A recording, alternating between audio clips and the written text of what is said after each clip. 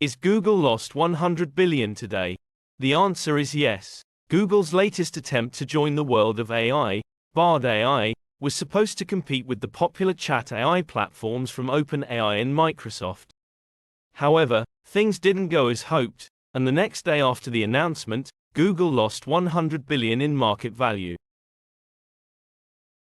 Many people doubted Google's ability to keep up with the competition, and their doubts came true when a demonstration of Bard AI went wrong. The AI platform gave the wrong answer, causing a huge shock in the tech industry and leading to a drop in Google's market value.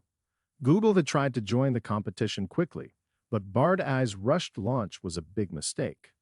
The company's image, already hurt by previous problems, got even worse as the market punished it for its error. Google's stock price dropped dramatically, wiping out much money in market value and leaving the company struggling to get back on track in the rapidly changing world of AI. This is a lesson for companies about what can happen when they jump into new technology without fully understanding the possible risks.